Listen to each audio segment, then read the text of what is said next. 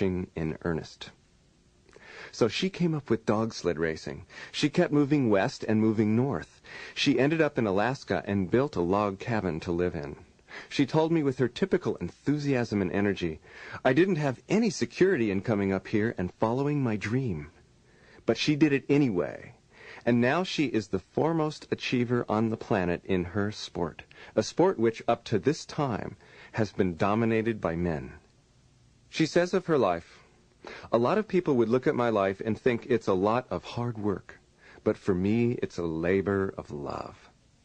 A labor of love, and that's how you know when you're living your unfolding mission, when pursuing your goals is a labor of love. So Susan Butcher is another fine example of a person who is on a mission. Ted Turner is another one who comes to mind. Ted is the founder of the Goodwill Games. He's the owner of CNN, TNT, and Headline News. He has created an incredible empire of cable television. In fact, he brought cable television to the United States as a force in the world of media. Ted Turner, while on the Johnny Carson show, was asked, "What are you doing these days, Ted?" Ted said, "There are two things I'm interested in, two things that I am doing. One, I want world peace. Two, I want to end poverty on the earth." Everything that he does, he went on to say, is aimed towards the achievement of that mission of peace on earth and the end of poverty. While that's a very large mission, it is unfolding. He has gathered the resources in order to help pull it off.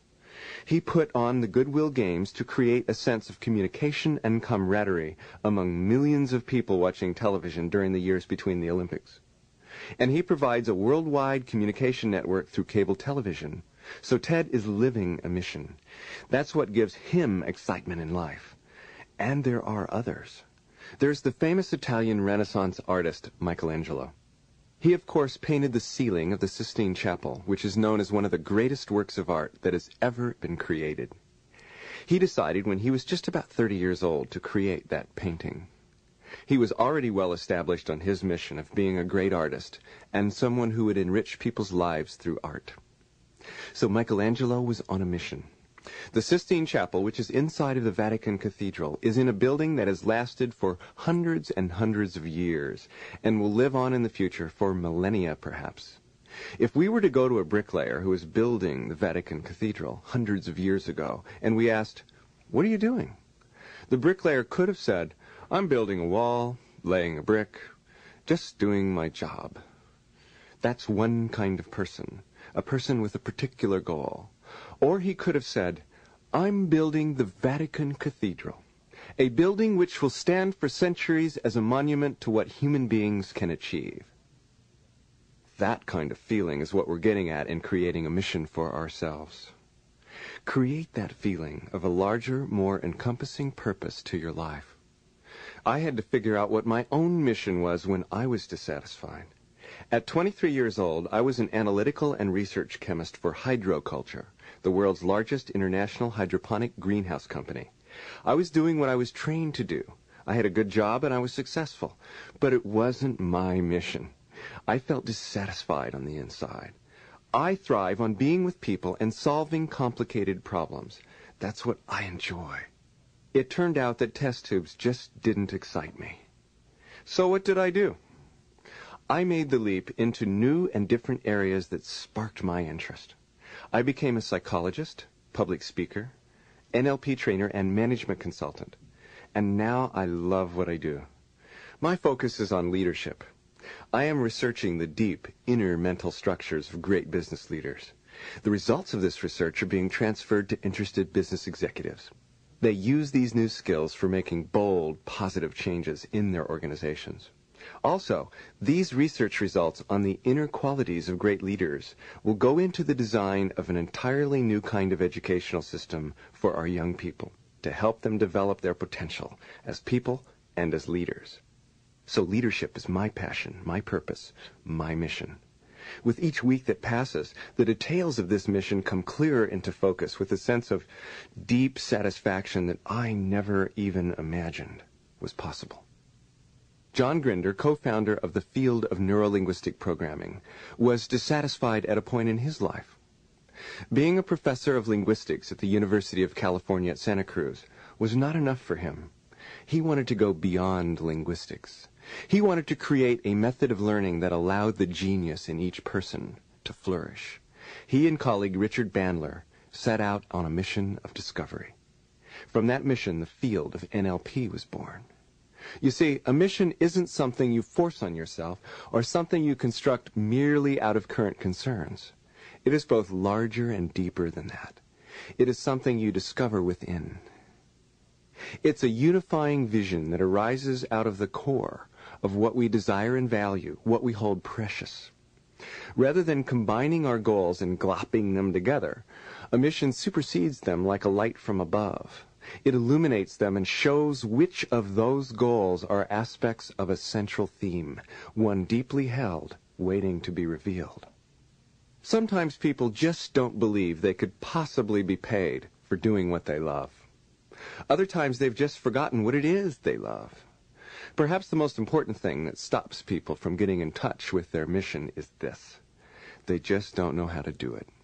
They don't know how to go from their day-to-day goals, values, and interests to that one unified direction of excitement, their mission. The following mission-making process is the solution to this dilemma. This process will require most of your attention. Since it's about what you live for and who you will become, you may want to give it all of your attention. If you are driving a car or otherwise occupied, you can still listen through now, priming your brain for when you'll come back to it to give it your full attention. Also, feel free to pause the tape whenever you need more time to ruminate over my suggestions.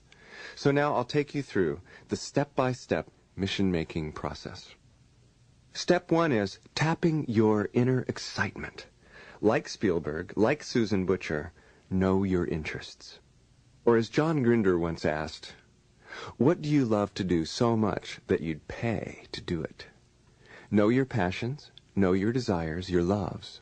It could be tinkering, teaching, inventing, or hundreds of other delightful possibilities. You might find hints in a hobby you enjoy. As you think of those interests, those desires, and those loves, those passions, feel your own inner signals of excitement and interest welling up from the depths of your psyche. Feel them.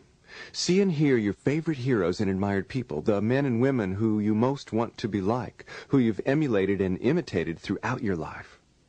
These heroes may have similar interests, desires, and goals. Pay attention to them and enjoy them. See them in the screen of your mind's eye, in the inner theater, and feel the excitement you've tapped into. Now we've reached step 2. Step 2 is envisioning your values. Think of some of your interests, loves, and desires. Look at those goals that you are pursuing now as well. Look at them into the future and see those goals being achieved. You've thought about them a lot before. Pick the most important ones that come to mind now. There may be 2, 3, even 5 of them. These goals are your specific desired futures. They are the activities of a state of affairs that you are creating. In whatever way you find most enjoyable, hold them in mind. Take each particular goal, one in turn. See it, hear it, experience that it is a goal you own.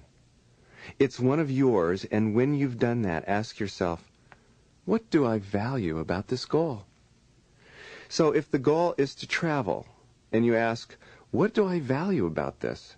The answer might be learning, or fun, or something else.